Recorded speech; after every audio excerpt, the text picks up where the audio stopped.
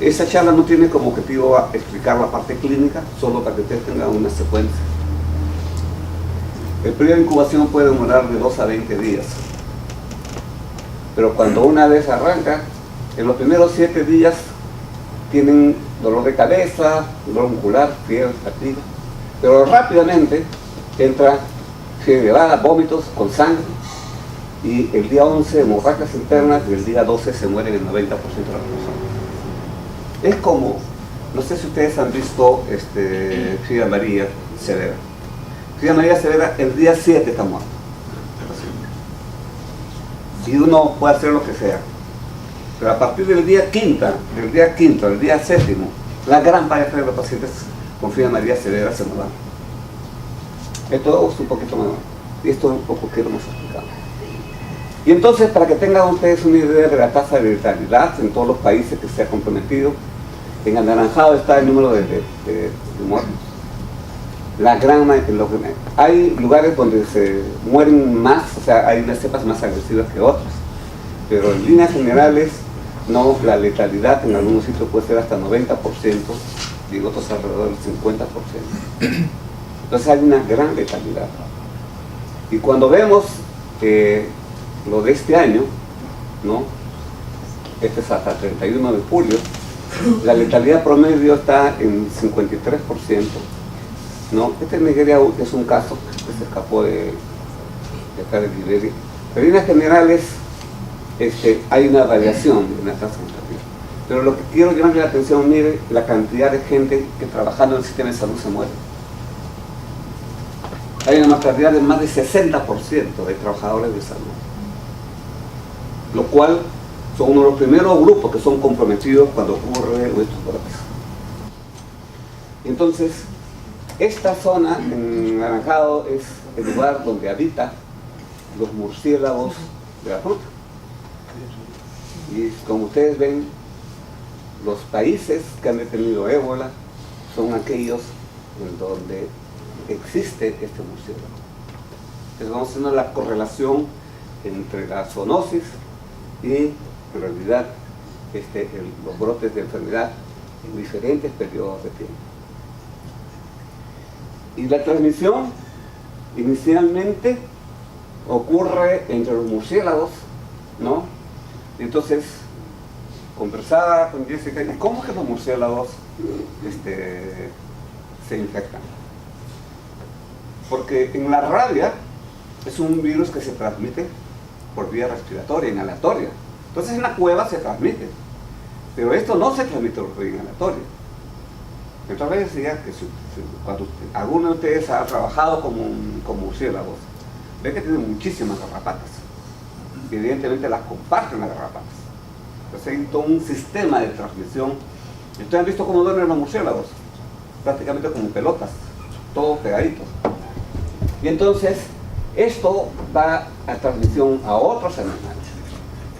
Y de otros animales, evidentemente, o que estos muerden a las personas o las personas los cazan. Pero también hay la opción de transmisión directa de los murciélagos a los humanos, que después también quiero explicarles. Las vías de contagio, entonces, son a través de objetos contaminados, puede ser cubiertos, puede ser desde plásticos que han utilizado para cargar al animal, ¿no? Contacto con sangre infectada, jeringas, directo con secreciones. Y voy a describir las cepas, no con el objetivo de las cepas, sino para entender el mecanismo de transmisión. La primera cepa descrita es la cepa Ebola Zaire por Peter Piot, actualmente el dean de la London School of Veterinary and Tropical Medicine, ¿no? Que en el año 76 fue enviado para estudiar este brote. Este brote tuvo lugar en el año 76 en Yakumungu, que es una ciudad norte de Zaire, que ahora se llama República del Congo, ¿no? Y fue un maestro de escuela que había hecho un viaje al norte. Entonces a su regreso hizo fiebre y como bueno, le dijeron que tenía malaria, hizo quinina, después a otros dicen que le dijeron que tenía fiebre amarilla, Lo concreto es que este señor regresó varias veces al hospital y no se mejoró y se empeoró con vómitos, con diarrea, con dificultad respiratoria, comenzó a sangrar y muere el 8 de septiembre.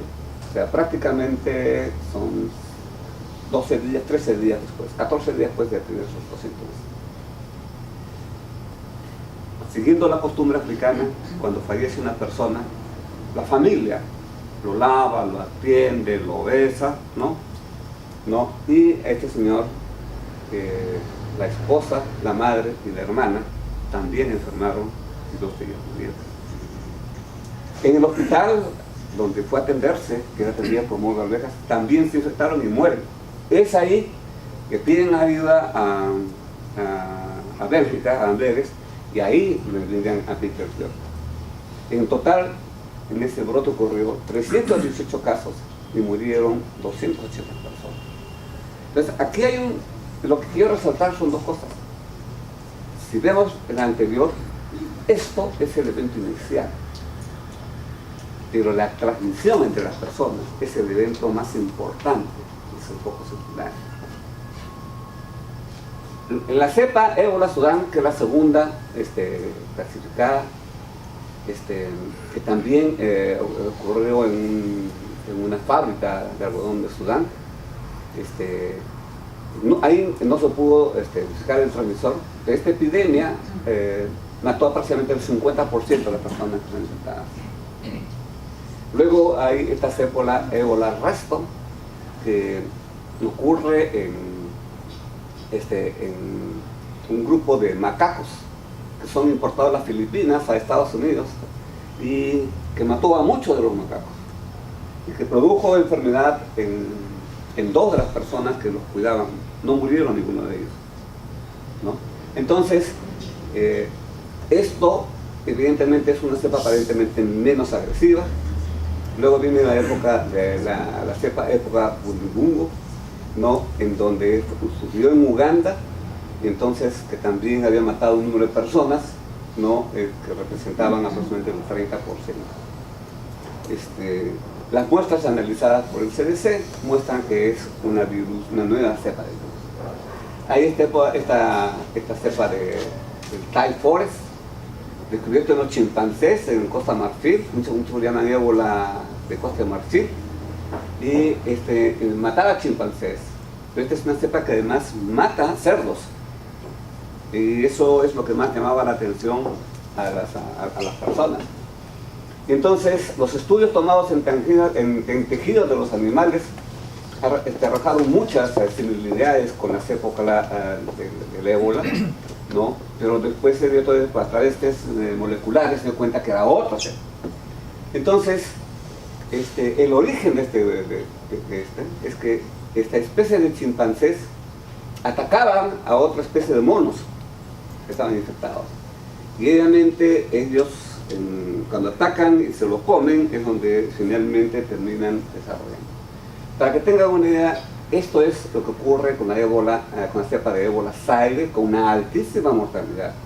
Y esta es la cepa con ébola Sudán, que tiene una mortalidad más baja, pero la más baja es 50%, tampoco es despreciable, es sumamente alta la letalidad. Y entonces, estos slides es de Eric Niot, y estos son lo que sucede. Estos, hasta el momento, las mayores hipótesis de evidencia que se tienen. Entonces son los murciélagos, el animal primario infectado, y la tasa de murciélagos infectados no es el 100%, pueden ser 20%, es más. Eso creo que va a variar a través del tiempo. Lo que pasa es que no hay estudios suficientes para ver esta situación, hacer seguimiento. Es un estudio caro y que requiere un nivel igual que sucede con otras enfermedades. Entonces, se infectan monos, se infectan gorilas, ¿no? Y se infectan roedores silvestres. Y por esas razones, estos animales entran en contacto estrecho con las poblaciones. Uno de los ejemplos de esto es que estos murciélagos de la fruta tienen patrones migratorios. Entonces, entre los meses de abril y mayo, migran y buscan, evidentemente, donde van buscando son donde tienen frutos. Y cuando llegan a estas poblaciones donde tienen los frutos, llegan en bandadas. No sé si ustedes han escuchado el Mijano, ¿no? Cuando sube por el río el Mijano, y los peces, y que todo el mundo los caza hasta con una olla. Ya. Aquí llegan bandadas de murciélagos. La diferencia es que aquí se coge el Mijano, que es pescado. Ellos matan los murciélagos para comerse. Entonces yo no me explicaba. Si son murciélagos de la fruta, ¿cómo es que nos infectamos? Porque no es como la rabia, cuando es muy rotundo, que a uno lo muerde, o que se transmite en vía respiratoria. No. Aquí hay un estrecho contacto. En el momento que se mata el murciélago, con la sangre del murciélago, con las secreciones del murciélago, y todo el sistema de comercialización y de comida de los murciélagos. Lo mismo sucede con los monos. Lo mismo, bueno, a los gorilas también los matan, pero no tanto para comerlos, son más difíciles. También roedores. Y entonces, cuando ocurre la infección, el principal sistema, evidentemente, es el contacto entre las personas y entre los humanos. Evidentemente, estos brotes han generado toda una corriente de investigación, tanto en los humanos como en los animales, ¿no? En Gabón hay un nivel de laboratorio, el nivel 4, en donde se han hecho una serie de estudios que son los que en este momento nos están iluminando. Y entonces,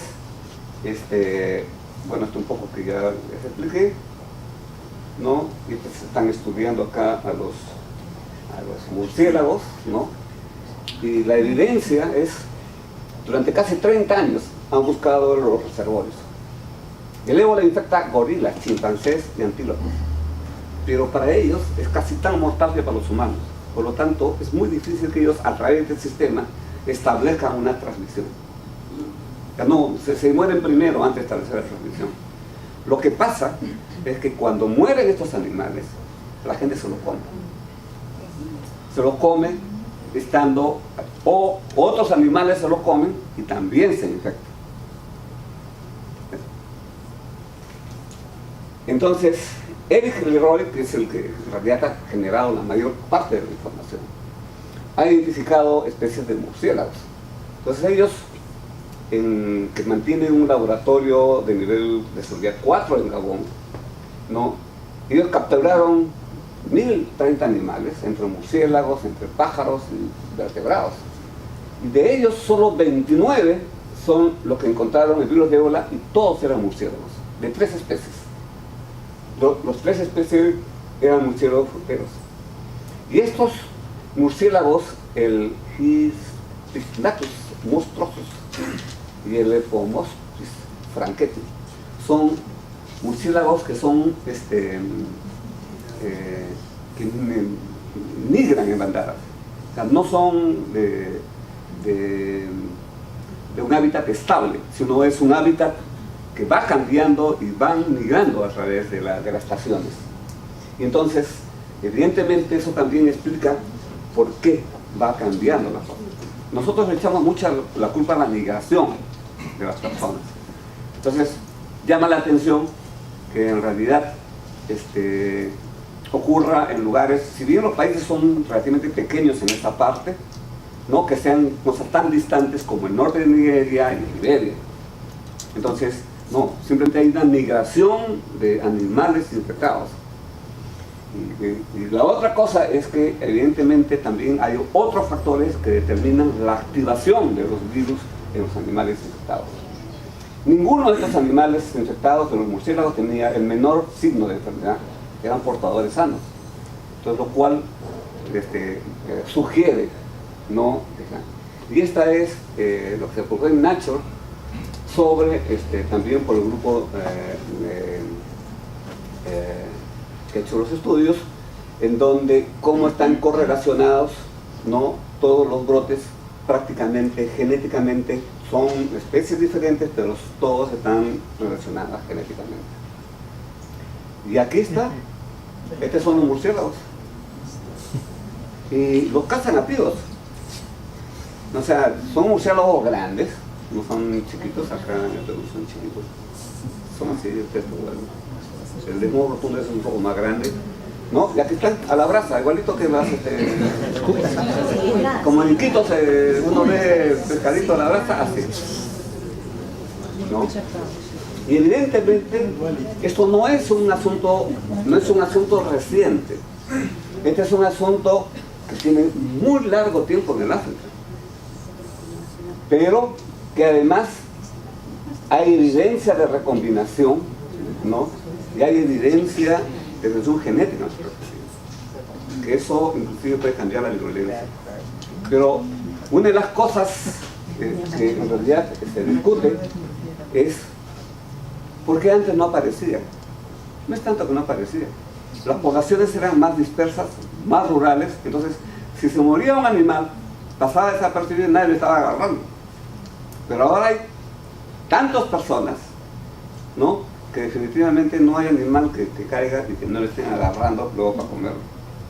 Porque les quiero mostrar cuál es la densidad poblacional que tiene estos países. Entonces, parte del enorme problema que tenemos para el futuro es esto: las infecciones de los animales y las enfermedades de los humanos. Ustedes saben que hay una especificidad entre los patógenos animales y los humanos. Es como la llave y la cerradura. O sea, un virus de un animal usualmente no infecta a un humano, porque para que un patógeno infecte tiene que tener la llave de la cerradura, tiene que anclar. Entonces, si no ancla, no infecta. Lo que sucede, primero, que son miles de virus, que estos virus se reproducen en cantidades muy grandes y rápidamente, y mutan mucho. Entonces, imagínense si tenemos 100 puertas, y hay en uno de esos virus muta, y hay una llave, pero que tiene que apuntarle a la puerta correcta. Entonces es difícil. Pero si en vez de tener 100 virus, ustedes tienen 100.000 virus, o 1 millón de virus, ustedes van a tener no 100 o 1000 llaves, que evidentemente una de ellas fácilmente la va a hacer a la cerradura. Entonces, es no solamente la mutación, sino también las conductas humanas las que permite ese estrecho contacto. Por ejemplo, yo siempre me llamaba la atención por qué en el sudeste asiático ocurre la mayor parte de los brotes de esta enfermedad, o en el África. Cuando ustedes visitan estos países, ustedes ven un contacto estrechísimo entre las personas y los animales. A las aves les dan de la boca la comida. Entonces están comiéndose los mocos pues, de las aves, del pajarito.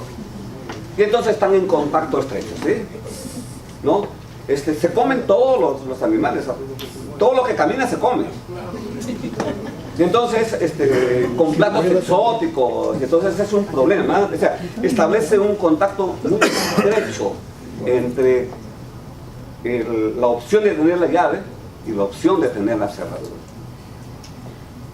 Los murciélagos, además de ser aparentemente los reservorios en África, en China también se utilizan, porque además tienen un platillo especial de murciélago, los chinos. Los chinos son excelentes cocinadores de todo. Pero además se utilizan en su medicina tradicional heces de murciélagos para algunas patologías.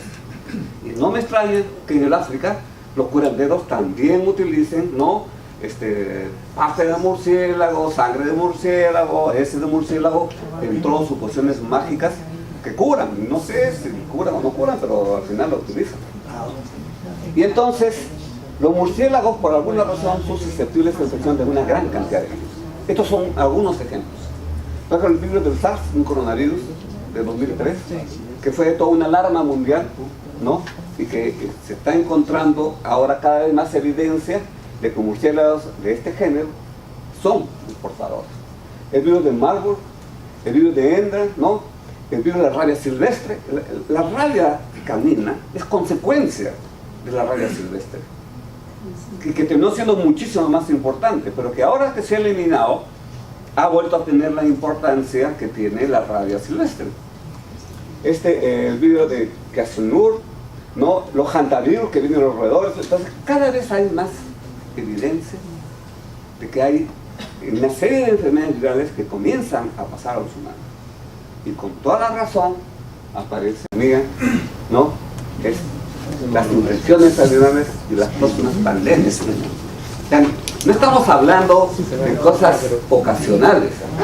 Estamos hablando que por la naturaleza de los virus sean tan agresivos, que matan tan rápido y se reproducen tanto, y los comportamientos humanos con ese intercambio, evidentemente el riesgo de pandemias, claro, que se está controlando por el momento. Y aquí un conjunto de reflexiones con ustedes, todavía tengo 5 minutos. Mire la densidad poblacional que existe. Este es Guinea Ecuatorial. Ninguno de estos países, con la disculpa del caso, son países pobres. Los tildamos de pobres. Pero Guinea Ecuatorial nada en petróleo. Que está en manos de déspotas, dictadores, es otra cosa. Y que se agarran todo el dinero es otra cosa. Y que la población vive en extrema pobreza es absolutamente cierto.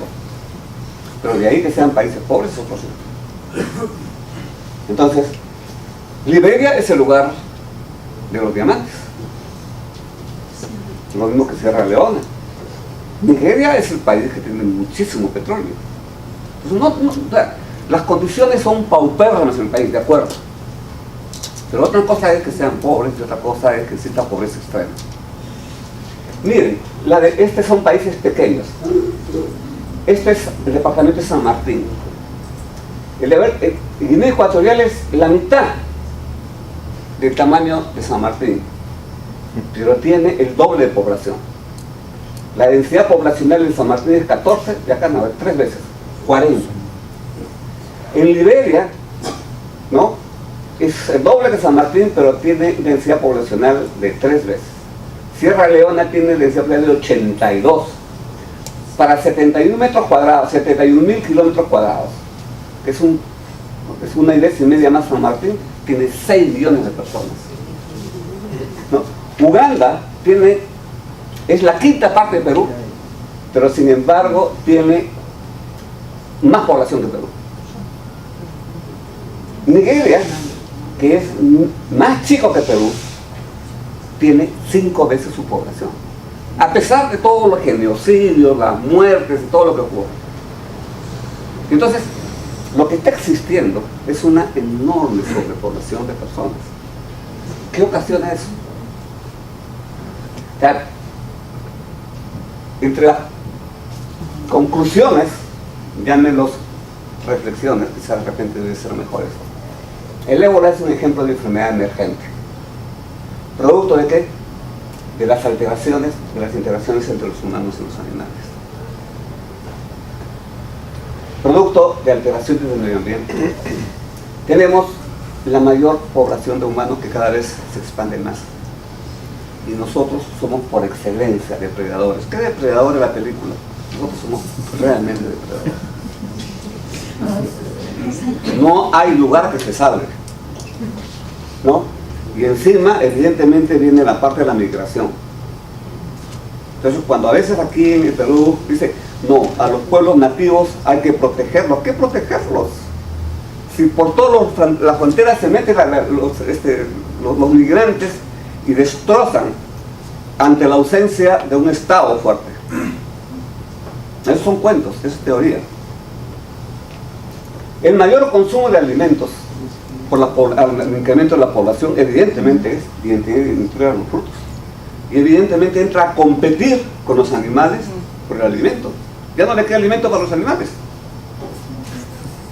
Y entonces, al destruir la floresta, también baja la producción de alimentos para los animales silvestres. Entonces, ¿qué hacen los animales silvestres? Digamos, primero es que entran en estrés, porque tienen que buscar alimentos y se acercan a las poblaciones para buscar alimentos. No sé si ustedes han visto las películas del Ártico cuando ha comenzado a disminuir el hielo. Los osos terminaron cerca de los campamentos, cerca de las poblaciones, buscando restos de comida. Entonces, Pero además el estrés tiene un efecto extremadamente interesante. Y esto se ve en varias enfermedades. Por ejemplo, yo trabajo con malaria. En la época de alta transmisión de malaria, los casos sintomáticos son entre 2 a 3 veces más que los casos asintomáticos. Pero en la época de baja transmisión, los casos sintomáticos bajan al 20%. O sea, hay algún factor para que el mismo parásito cambie de virulencia o llamemos de agresividad. Cuando hay aspectos como el fenómeno del niño o como cambios climáticos, evidentemente incrementa el estrés y las cepas tienen naturalmente a ser más agresivas. En el fenómeno del niño anterior del año 98, el año 99 hubo en Huancabamba un brote de peste, que de alguna manera se hizo relación. ¿Qué sucedió? Que ahora se sabe que hay la pastorela de la pestis, que hay formas durmientes y se despiertan por los factores climatológicos. Fíjate, Perú que piña, ¿no? Ocurrió lo mismo en la India, ocurrió lo mismo en Marruecos, o sea, es un efecto mundial. Entonces no es un efecto localizado, es un efecto en diversos lugares. Lo mismo se ve en una serie de otras enfermedades como inclusive Bartonella. Bartonella en ciertas partes uno piensa que ya desapareció. Si no, miren en Jaén en el 2003, que tenía 1 o 2 casos, pero se pasó a tener cientos de casos. Actualmente en Piura se dice, no, la malaria está casi desapareciendo, es porque hemos sido muy eficientes controlando. Hemos tomado muestras de PCR y hay 10% de la población que tiene parásito circulante a niveles subpatentes, o sea, no detectables por la cabeza. No es que el parásito dejó de circular en forma evidente y en cualquier momento eso puede despertar. Ya le explicamos por qué cuando baja después comienzan a aparecer los brotes. Y eso está frecuentemente relacionado al estrés. Yo lo que estoy planteando ahora son hipótesis, y eso de mi cosecha, así que me pueden criticar y me pueden creer o no, pero eso de alguna manera, eso es parte de las hipótesis que yo estoy lanzando. La mayor cercanía de los humanos a los museos de la fruta, por competencia de alimentos, los acerca. Y al acercarse, los humanos los matan y se los comen, y tienen mayores opciones. La extrema pobreza de las poblaciones, con pésimas condiciones sanitarias de educación, hace que simplemente se llegue a esos extremos, ¿no?, de una manipulación sin ningún tipo de nivel de comportamiento sanitario. Y evidentemente comportamientos ancestrales de alto riesgo de enfermedades transmisibles son aspectos que definitivamente juegan un rol sumamente importante en la transmisión. Gracias. Quería mostrarle esta foto. Estos amigos son amigos de Guinea Ecuatorial, que en la Facultad de Salud Pública los entrenamos para el control de malaria. Ellos vinieron acá, se prepararon, y como siempre sucede, cuando regresaron allá, no le dieron el espacio. Y en vez de mantenerlo como un grupo que se reformó para que comiencen a manejar el control de la malaria, lo dispersaron, y más de la mitad ahora ya no trabajan en el Ministerio de Salud. Esa es la triste historia que sucede en los países con pobre institucionalidad. Gracias.